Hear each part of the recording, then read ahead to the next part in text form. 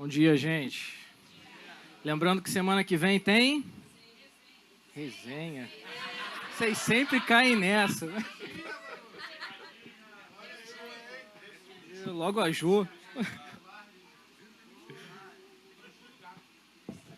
Não que não tenha resenha, né, gente? Mas tem a nossa ceia também. Vocês estão bem, gente? Vocês estão felizes? Vocês estão empolgados? Sim, né? Vocês acharam que não iam mais me ver aqui esse ano, mas errou. Errou. Vamos lá. Hoje o nosso tema é o advento da esperança. Aproveitando essa época aí de final de ano, de Natal, né? Mas quando a gente fala sobre Natal, o que geralmente vem à nossa mente? Ou qual é a nossa motivação? Pensa aí um pouquinho. E antes de você me responder, o pessoal do estúdio aí, por favor, se puder acender as luzes. Aí, obrigado. Essa época do ano, ela é recheada de sentimentos e emoções, né? Geralmente, as pessoas ficam motivadas, ficam felizes, elas ficam entusiasmadas, né? Porque o Natal, para muitos, é uma época mágica. E realmente é um período diferente no ano, né? Esse período de encerramento de ano, a gente vai juntando aí Natal e Ano Novo.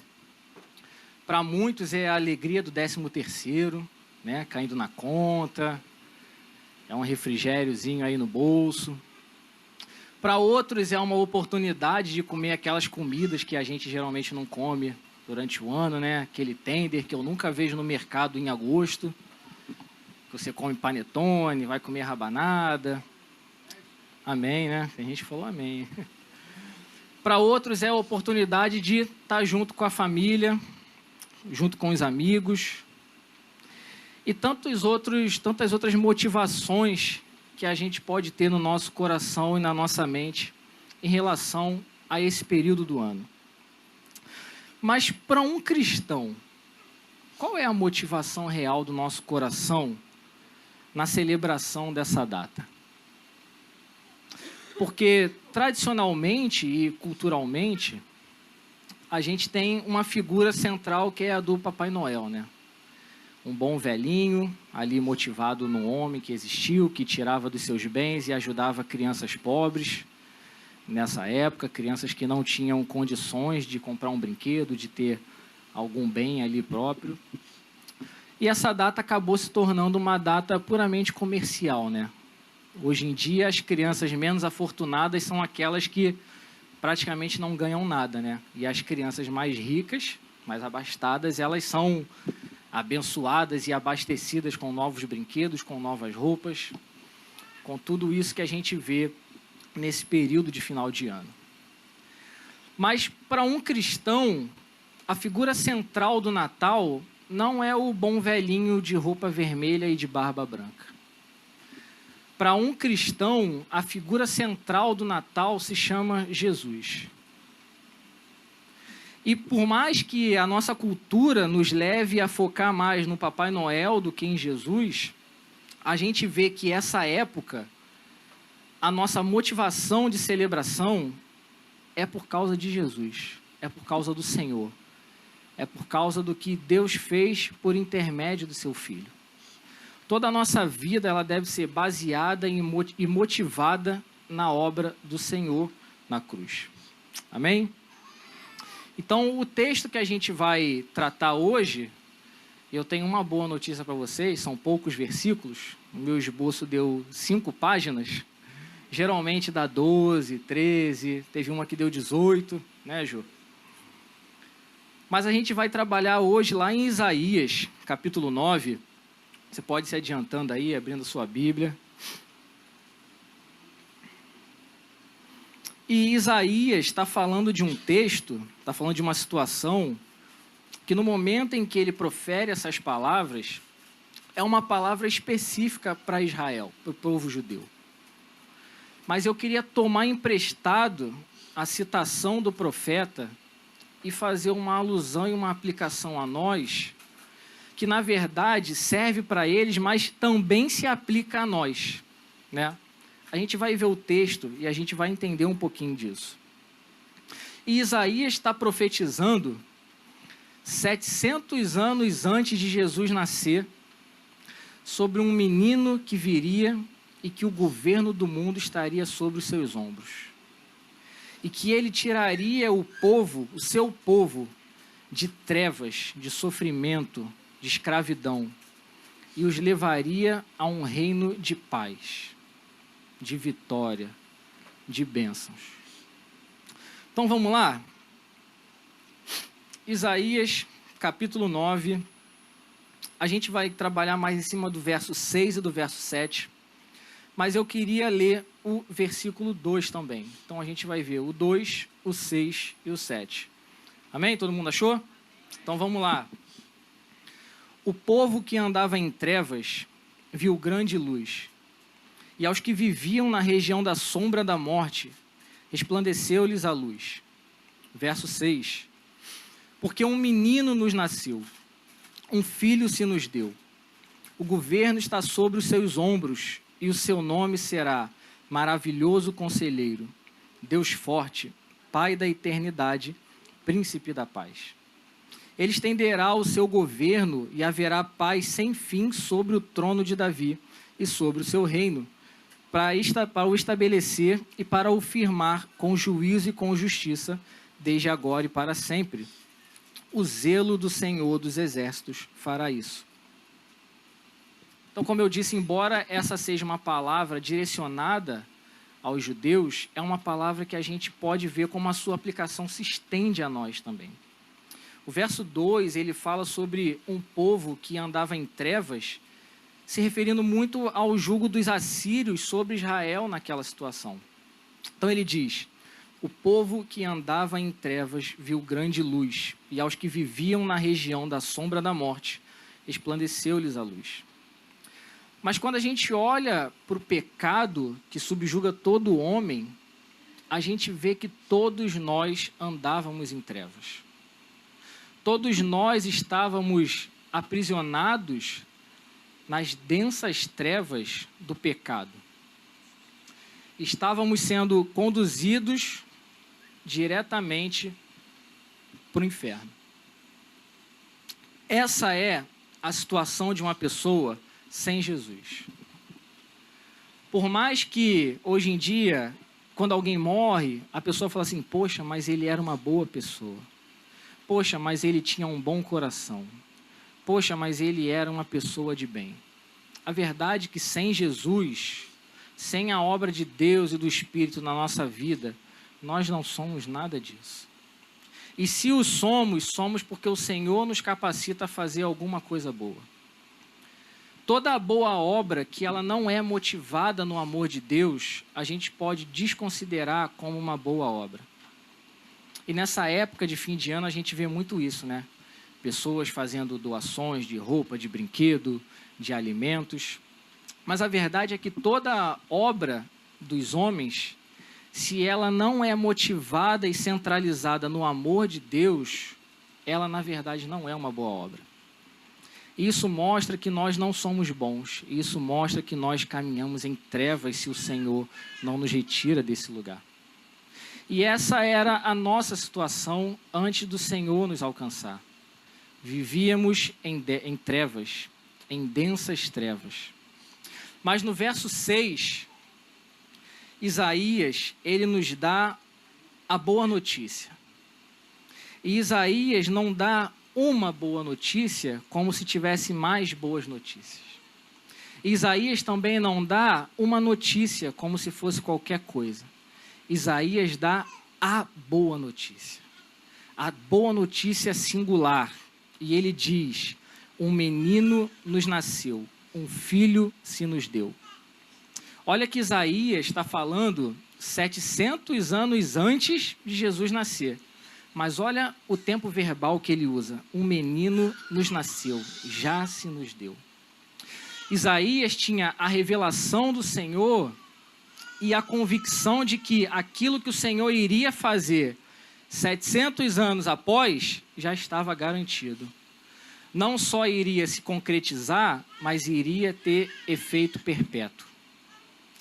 E nas trevas em que nós vivíamos, agora nós somos retirados dela e transportados para a luz do reino de Deus. Essa é a boa notícia do Evangelho. Que Deus, por intermédio do seu Filho, pela sua obra na cruz, ele nos tira da vida de trevas e nos coloca para uma vida em um reino de paz, de alegria, de amor, de luz, de bênçãos. Então, quando a gente olha para o Natal, já por esse sentido, do efeito da vida de Jesus, nós vemos que o centro da nossa esperança e o centro da nossa alegria, o centro da nossa reunião, não é o bom velhinho de vermelho, é o Filho de Deus. E essa boa notícia, ela é repleta de alegria. Ela não é uma notícia estática, parada, onde a gente deve aceitar isso de qualquer maneira. Eu quero ler um relato de Lucas 2, dos versos 8 ao 14, onde um anjo aparece aos pastores na região onde Jesus nasceu e anuncia o nascimento de Jesus. E certamente só um anjo já seria necessário para anunciar a mensagem do nascimento de Jesus e já causar um impacto naqueles homens. Olha o texto aí, se você achou, Lucas 2, a partir do verso 8. Só vou pular o verso 12, tá? Havia naquela mesma região pastores que viviam nos campos e guardavam os seus rebanhos durante as vigílias da noite. E um anjo do Senhor desceu aonde eles estavam, e a glória do Senhor brilhou ao redor deles, e ficaram tomados de grande temor. O anjo, porém, lhes disse: não tenham medo, eu estou aqui para lhe trazer boas novas de grande alegria, que será para todo o povo. É que hoje, na cidade de Davi, lhes nasceu o Salvador, que é Cristo o Senhor. Não nasceu qualquer pessoa, nasceu o Salvador das nossas vidas. Nasceu aquele na qual nós depositamos a nossa esperança. Nasceu aquele que tem todo o poder para nos tirar do pecado lamacento, nos limpar, nos justificar, nos redimir, nos santificar e nos garantir num lugar junto com o Senhor. Nasceu aquele que transforma a nossa vida. Nasceu aquele que nos livra da escravidão do pecado. Ele é o Senhor. Ele não é qualquer pessoa. Essa criança não era qualquer pessoa. É o Salvador do mundo.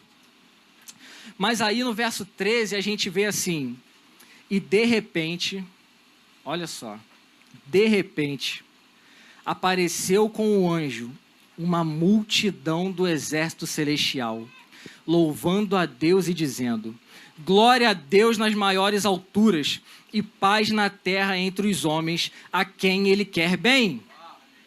A notícia que o anjo trouxe àqueles pastores era uma notícia tão esplêndida, tão vigorosa de alegria e de poder, que os demais anjos, eles parece que eles não conseguiam se segurar no céu, e eles falavam assim: Deus, deixa a gente descer também para anunciar isso, porque não dá para a gente se conter. E aí eu estava em casa e eu estava lembrando de um dia que a gente estava na sala de oração, e o Daniel: pai, posso brincar? Eu falei: não, filho, agora não. Pai, posso brincar? Não, filho, agora não. Pai, posso brincar? Não, filho, agora não. A gente está orando, o tio Léo está falando, os irmãos estão compartilhando. Pai, posso brincar? Não, filho, não pode. Mas aí teve uma hora que a reunião acabou. E ele falou assim: pai, posso brincar? E eu falei: pode. O que eu vejo é que esses anjos, eles estavam no céu, ao lado de Deus, mas a notícia aos homens era tão boa de um Salvador que vai até eles, que eles falam assim: Deus, deixa a gente descer, porque não dá para ficar indiferente em relação a essa mensagem. Deixa a gente descer, por favor. E aí na minha mente eu vejo Deus assim: vai lá. Só que não era o coral de anjos que estavam anunciando isso aos homens de forma de repente. O texto fala que era o quê? O exército celestial. E o exército celestial, ele desce desesperadamente alegre para anunciar o quê? Paz aos homens. Significa que Deus está tirando a gente de uma região de conflito e nos levando a uma região de paz. A um lugar de paz. A uma situação de paz. A um estado de paz. E essa paz que Ele nos leva, só Ele pode nos levar.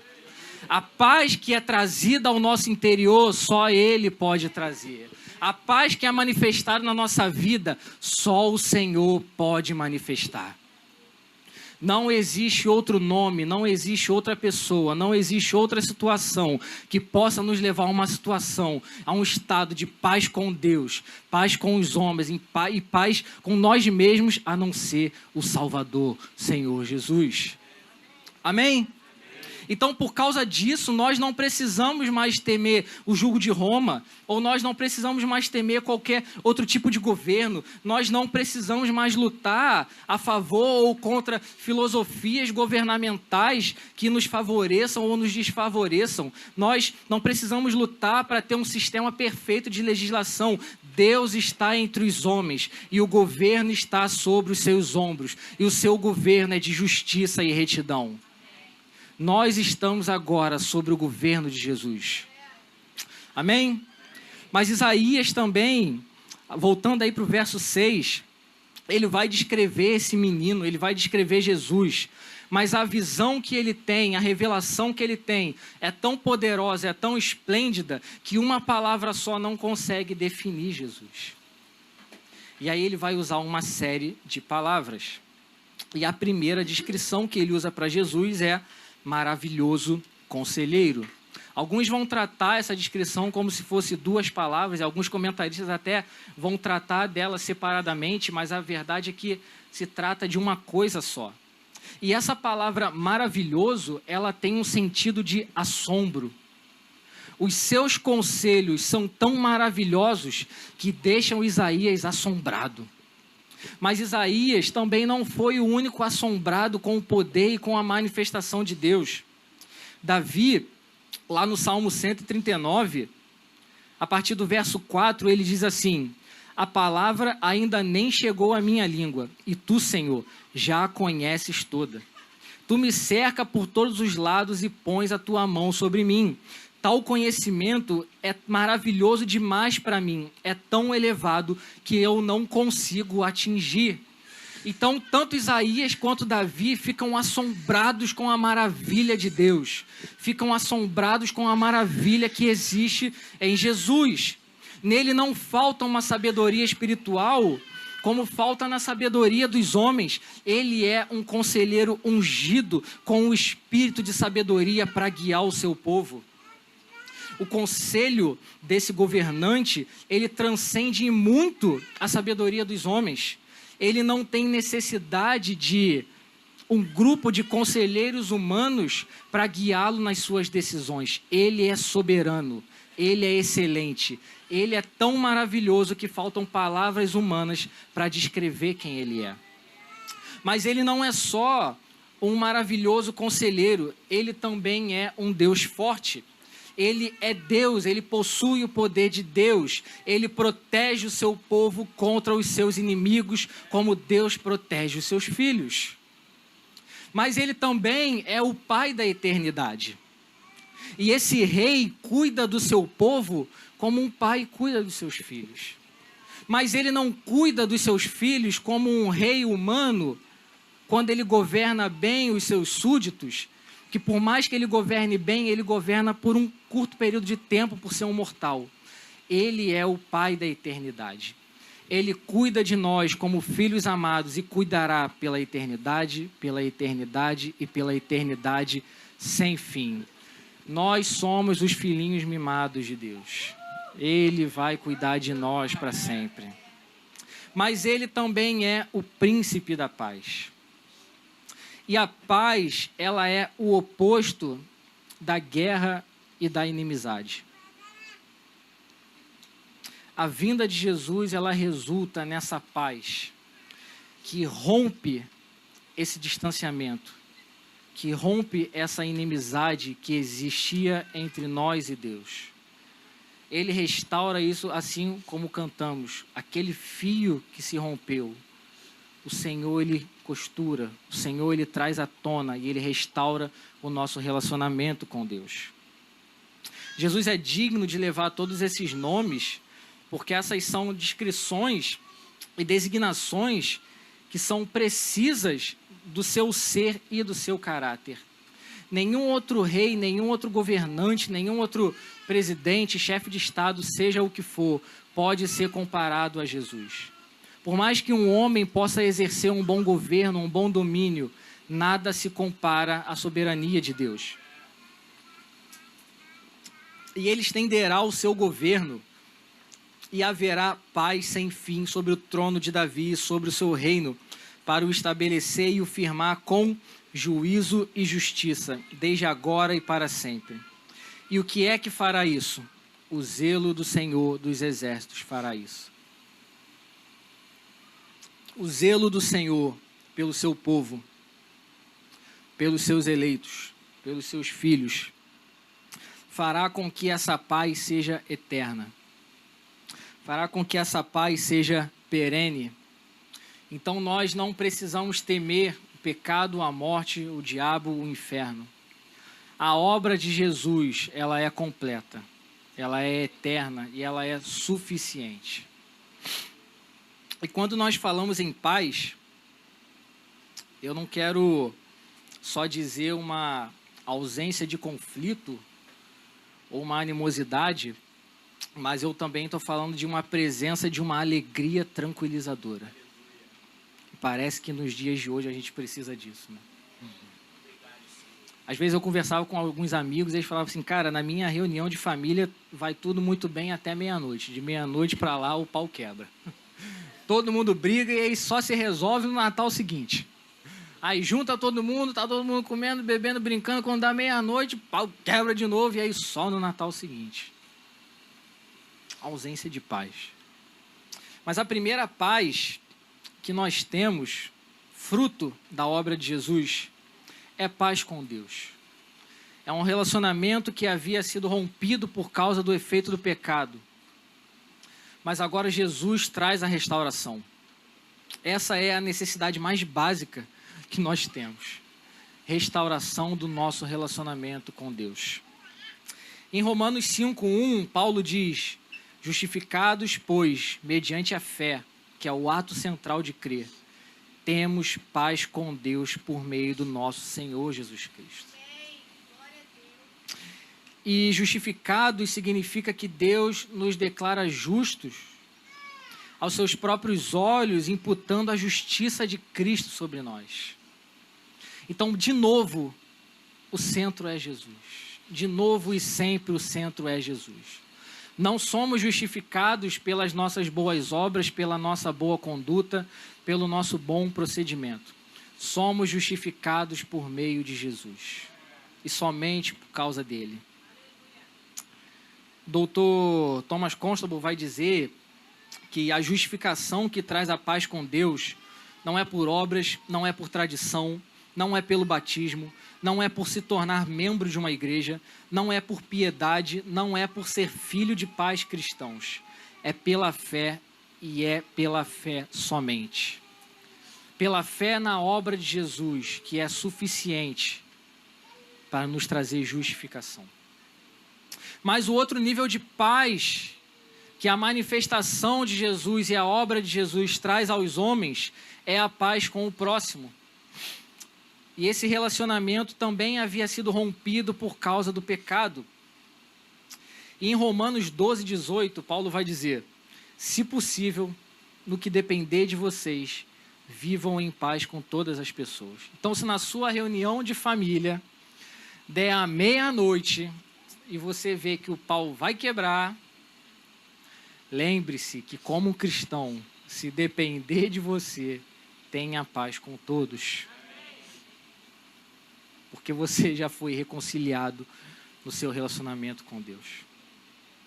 E Efésios 4:31, 32, Paulo de novo diz Que não haja no meio de vós qualquer amargura, indignação, ira, gritaria e blasfêmia, bem como qualquer maldade. Pelo contrário, sejam bondosos e compassivos uns para com os outros, perdoando uns aos outros, como também Deus em Cristo perdoou vocês. Então, se na sua família, no Natal passado, deu meia-noite, o pau da barraca quebrou, lembre-se que como um filho de Deus, você carrega essa paz. Perdoe, peça perdão, seja vulnerável. Não deixe um ambiente de hostilidade ser gerado no seu ambiente por sua causa. Manifeste uma paz que é oriunda da obra de Jesus. Uma paz que acompanha os filhos de Deus verdadeiros. Mas um terceiro nível de paz nos é dado, que é a paz com nós mesmos. E porque nós temos paz com Deus, por causa da justificação pela fé, nós podemos começar a crescer no desfrutar de uma paz com nós mesmos. E parece que o maior rival da paz, vou chamar de paz interior, mas vocês estão entendendo que é a paz com nós mesmos, parece que é a ansiedade, né? A gente vive num tempo onde as crises de ansiedade, elas batem a qualquer momento e elas estão suscetíveis a qualquer pessoa.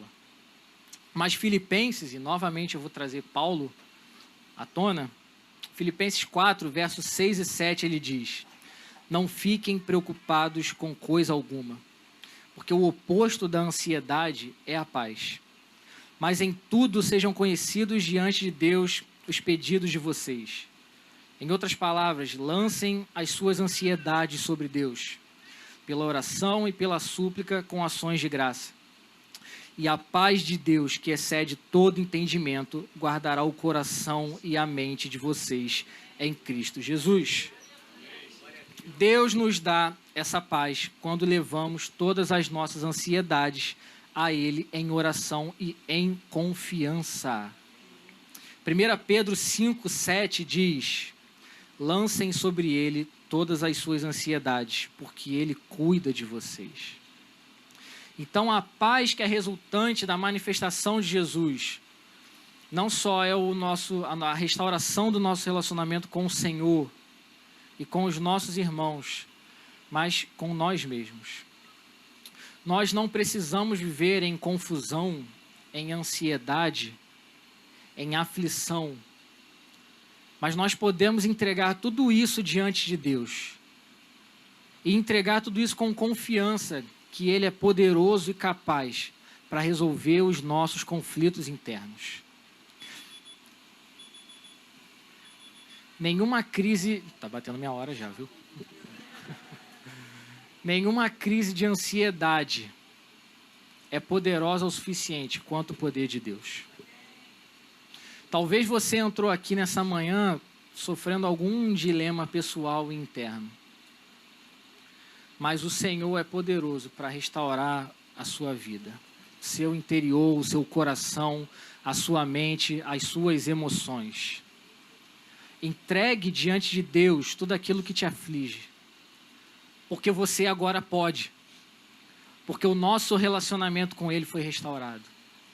Mas entregue todos os seus dilemas com confiança, sabendo que Ele é a cura que nós precisamos. De novo, Dr. Thomas Constable diz: quando vamos a Deus e lembramos de que já temos paz com Ele e confiamos nele, a sua paz vem a nós e nos estabiliza, e nos protege dos efeitos incapacitantes do medo, da ansiedade e da culpa. E então nós somos capazes de continuar, e o nosso Deus recebe a glória por aquilo que nós fazemos, porque nós confiamos nele. Paz na terra aos homens a quem Ele quer bem. Paz na terra aos seus eleitos. Então nós não precisamos temer os efeitos do pecado. Nós temos paz com Deus. Temos paz com o Senhor por causa do sangue de Jesus. Então, para você, meu irmão, que vai se reunir com a sua família nesse final de ano, nesse Natal, lembre-se que a verdadeira esperança é Cristo. Lembre-se que aquilo que deve nos ajuntar é o Senhor. Lembre-se que mesmo se a sua família ela é conflituosa, lembre-se que você é um ponto de paz estabelecido por Deus dentro desse lugar. Traga à sua mente, se possível, nesse final de ano, como uma reflexão, que o mais importante para nós não é estar trajando roupas novas e caras. Não é dar bons presentes para os nossos filhos, mas é não esquecer de que tudo aquilo que nós podemos desfrutar é porque Deus enviou o seu Filho. É porque um menino nasceu, um filho se nos deu. E a paz e confiança que nós podemos ter para uma eternidade é porque o governo está sobre os seus ombros. Nós podemos confiar e nós podemos desfrutar de Deus. Ele é poderoso, Ele é fiel e Ele cuida de nós como um Pai amoroso. Amém, queridos? Então, que o seu coração possa ser cheio de esperança e expectativa por amar Jesus em todos os seus feitos e manifestar Jesus nesse tempo de fim de ano. Papai Noel não é a figura central do nosso fim de ano. Jesus é a figura central. Mas não só do nosso fim de ano, do nosso início de ano, do nosso meio de ano. De janeiro a dezembro, que Jesus seja o centro das nossas vidas. Amém? Deus te abençoe. Hoje foi curtinho. Até ano que vem.